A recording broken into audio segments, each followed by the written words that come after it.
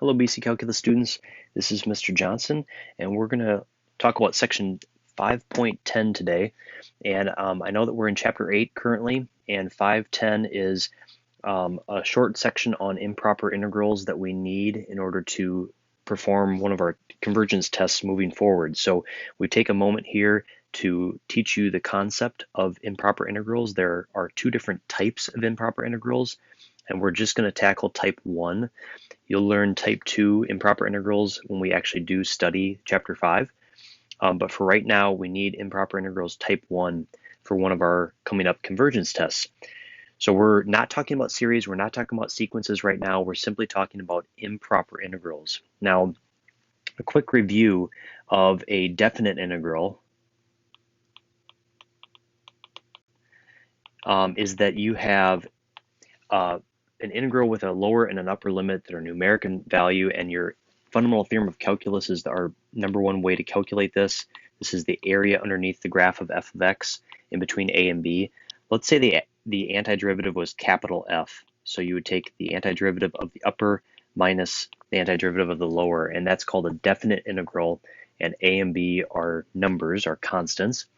We also have indefinite integrals where we do not have any limits, and the antiderivative plus c would be our general antiderivative, or our way of expressing the indefinite integral. So what we're going to do is pivot and look at an integral that is improper, in which it has one of the limits being infinity or negative infinity, while maybe the other one is either a constant or possibly infinity or negative infinity itself. So in this general example, we have this improper integral from a to infinity. So let's say that f of x looked like this, where we have some sort of decreasing function here, and we're going to start at a, and we're going to go to infinity, and this particular integral is calculating this infinite area from f of x to the x-axis from a out to infinity. Obviously, the area by the definition of the improper integral is infinite. However, we have possibilities for whether this may converge or diverge, and this is the connection that we have to series in chapter 8. The notation behind this is going to look like this, where we have the limit as t goes to infinity. You can use something other than t if you want, but t is sort of the generic dummy variable that we use. And our integral then will go from a to t of f of x dx. And so we're rewriting this particular improper integral using limit notation, and what we're going to analyze is whether or not, as t goes to infinity, the limit of the antiderivative is convergent or divergent, and I'll show you examples of this. Here's the formal definition of the type 1 improper integral. So if you have a particular integral that exists for every value t greater than a, and here's the improper integral and the conversion to the limit of that integral, provided this limit exists. If the limit exists, then this improper integral is called convergent. So if we have a limiting value, it's called convergent, and if the limit does not exist, then we would claim that this is divergent. So again, you can see the comparison to series in terms of the language, if anything else. Let's take a look at example 1. We have the integral from 1 to infinity of 1 over x dx, and we're going to determine if it's convergent or divergent. So the first step is to change this into the proper limit notation.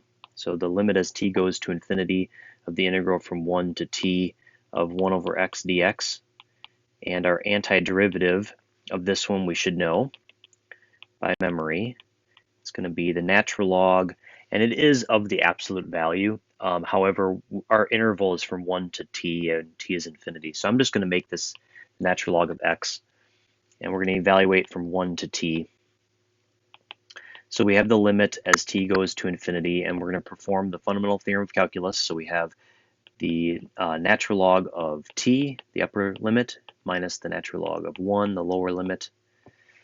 And of course, ln of 1 is 0, but the natural log of t as t goes to infinity will be infinite. So we have an improper integral that has a limit that does not exist, and therefore we would say that this particular improper integral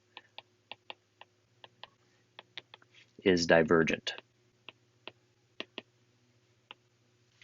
All right, let's look on to example 2. So here we have limits that are on both ends infinite. So we have the limit or the integral from negative infinity to infinity of 1 over 1 plus x squared. Now, based on our definition of an improper integral, we have to have the lower limit be a constant. So what we're going to do, because this particular function we're able to split this, we're going to look at x is equal to 0 as a way to split this kind of in half. Because at 0 it's defined. We're okay with the values of x. So we're going to look first at the integral from 0 to infinity of 1 over 1 plus x squared dx. And let's go ahead and change that into our proper notation. So the limit as t goes to infinity of the integral from 0 to t of 1 over 1 plus x squared.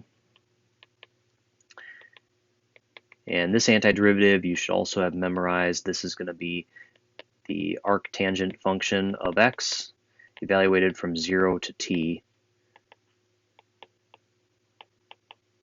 So we have the limit as t goes to infinity of the inverse, the arctan of t minus arctangent of 0.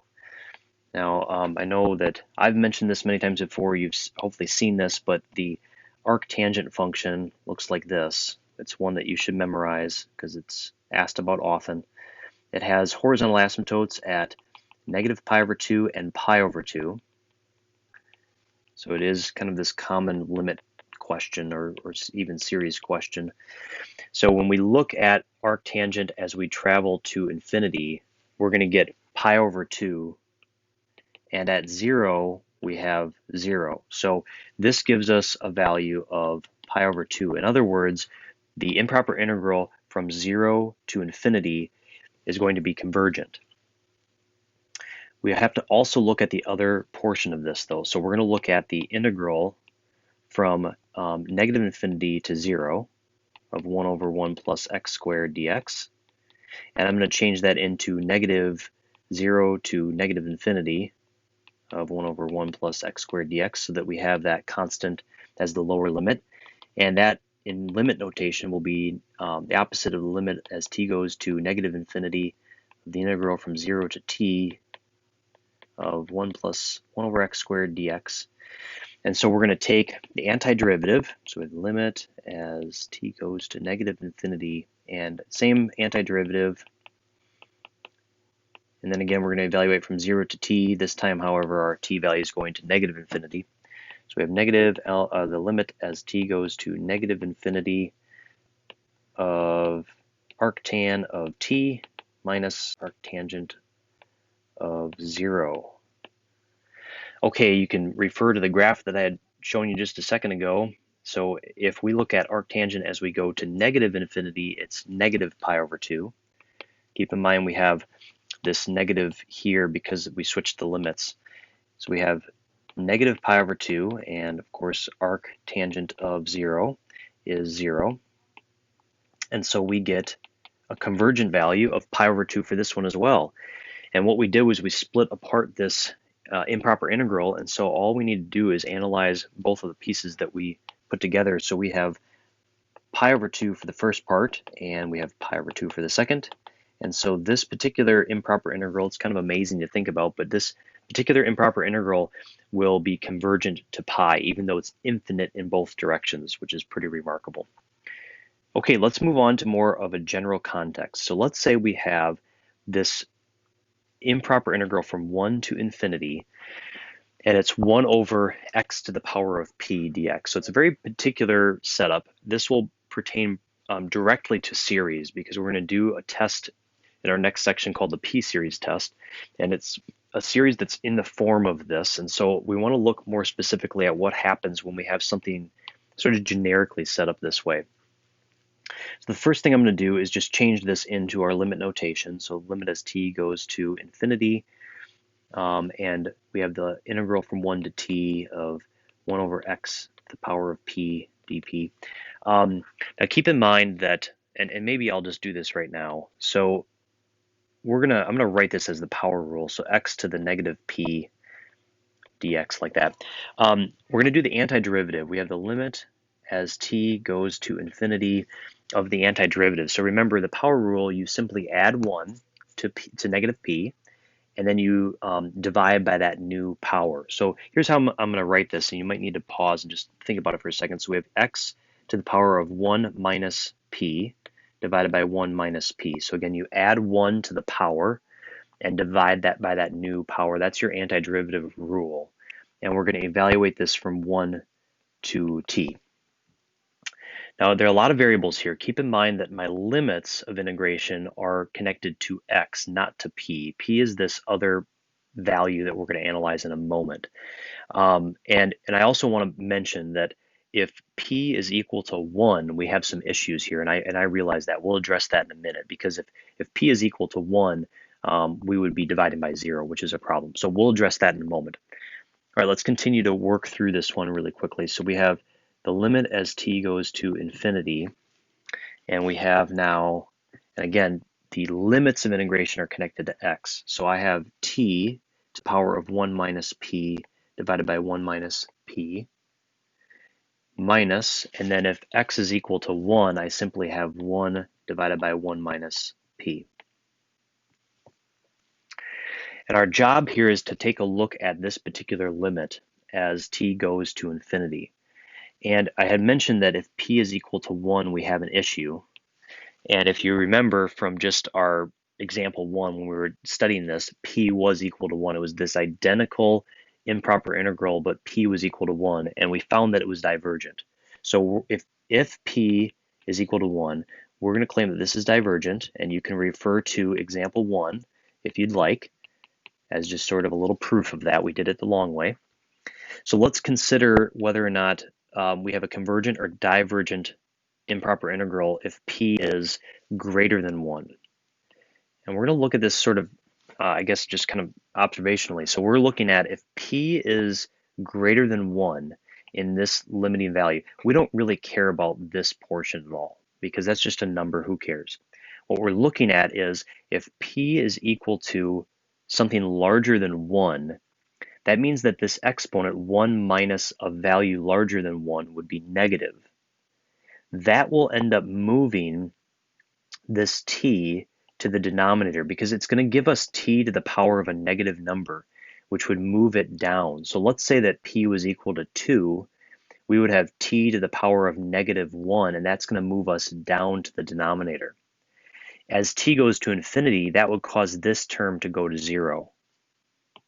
So if p is greater than 1, we're going to have a convergent improper integral, because the limit as t goes to infinity of t to the power of 1 minus p over 1 minus p would equal 0. Again, I don't care about 1 over 1 minus p, because that's just going to be a number if p is greater than 1. I'm really concerned with what happens to the limit of this value of t. Now, the other one we have to consider is if t is less than 1. So if t is less than 1, let's say negative 2, this power is going to be positive. That would keep the t where it is, and if t goes to infinity, we would get an infinite value. The limit would not exist. So this is going to cause the improper integral to be divergent, because the limit as t goes to infinity of t to the power of 1 minus p over 1 minus p would be infinite. So let's put all of this together here. Okay, so what we have is, and again, the question is, for what values of p is the integral convergent? So what we have is p less than or equal to 1 causes this particular improper integral to be divergent. And if p is greater than 1, then this improper integral is convergent.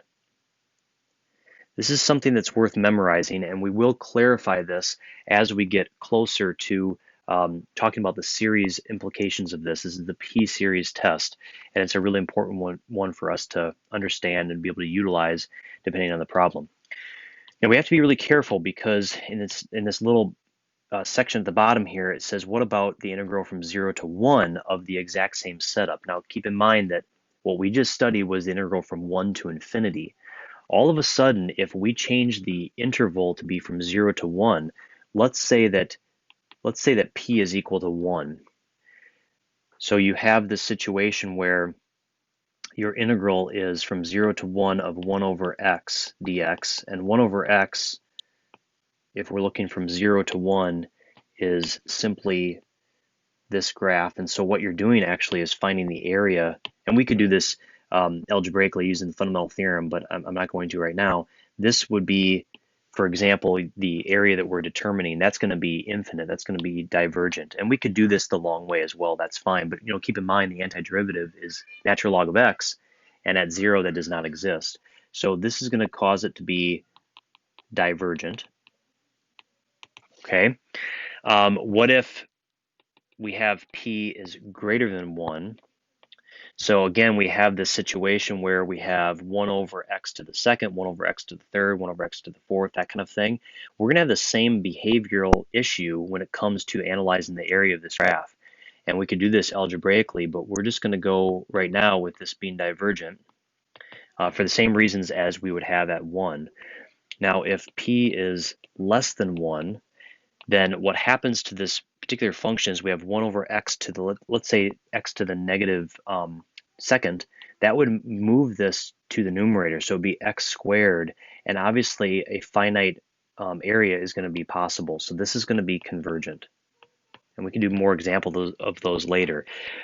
This is obviously a difference from the previous one that we had talked about, but it's all based on the limits of integration. Let's move on to the next page and try some examples. Okay, so we're going to try a few of these. These are all from AP exams, so this is the type of thing you may see on the AP exam. Obviously, none of it has to do with series right now. So again, we're going to make that connection later on. What you'll find is that many of these also have to do with U substitution, which makes it a little bit more challenging as well. But here we have an improper integral of type 1, and so we're going to first rewrite this as the limit as t goes to infinity of the integral from 1 to t of x e to the negative x squared dx. And as you can see, the antiderivative is going to be a U substitution. So what I'm going to do off to the side here is perform the U sub. And again, we have, so I'm going to forget the limits right now. I just want to calculate the antiderivative. So I'm going to let u equal negative x squared. That gives us du of negative 2x dx. And we're going to move the minus 2 over by division. All right, so what we have then is instead of the integral x e to the negative x squared dx, we're going to convert that to negative 1/2 of the integral e to the u du using our u substitution. And that's an easy one. That's just negative 1/2 e to the u. And then remember, we're going to convert this back to terms of x. So when we reevaluate this, we're going to substitute in that negative x squared in for u as we work through the improper integral. All right, so let's go down here for a second. So we have the limit as t goes to infinity. Our antiderivative is negative 1/2 e to the u, but remember we're going to substitute back in negative x squared, and we're going to go from 1 to t. So this gives us the limit as t goes to infinity of negative 1/2 e to the negative t squared plus 1/2 e to the negative first. And remember that with this negative exponent, as t goes to infinity, this entire term would go to 0. And so our limit would be 1/2 e to the negative first, which is the same thing as 1 over 2e, and that is option B. So this particular improper integral is convergent. All right, let's try example 4. Really similar problem, so you can certainly pause and try this on your own if you'd like. But we're going to do the same type of thing. I'm going to do this right away, perform the U sub, because we need this information. So we have x squared, we have x cubed plus 2 squared dx.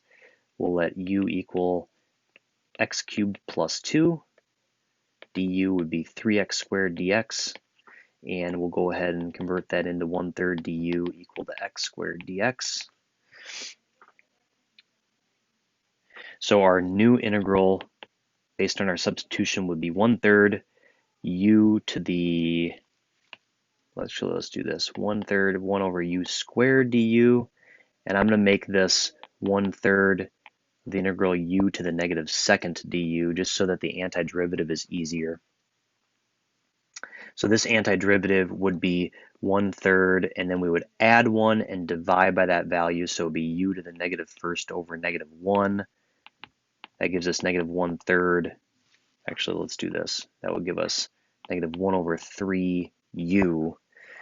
And then again, what we're going to do is substitute in the u value here as we look at the improper integral as t goes to infinity. Okay, so let's shift over here. We have the limit as t goes to infinity. And our antiderivative, again, what we had was negative 1 over 3 times u, but u is x cubed plus 2. And we're evaluating from 1 to t. So this gives us the limit as t goes to infinity of negative 1 over 3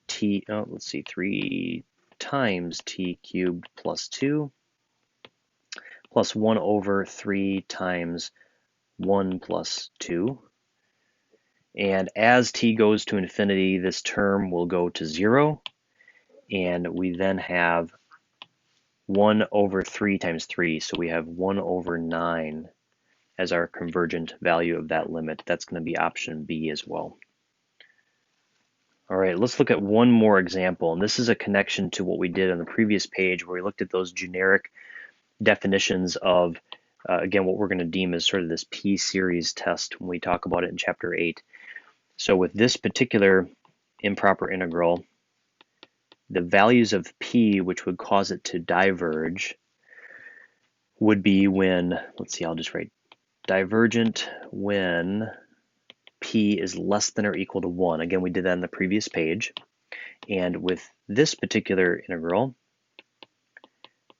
the P values that cause that to diverge are when P is greater than or equal to 1. And you can see that there's a little bit of an overlap here. The only value for which they both diverge is going to be when P is equal to 1. Okay, that does it for section 510. Hope that's helpful. Thank you.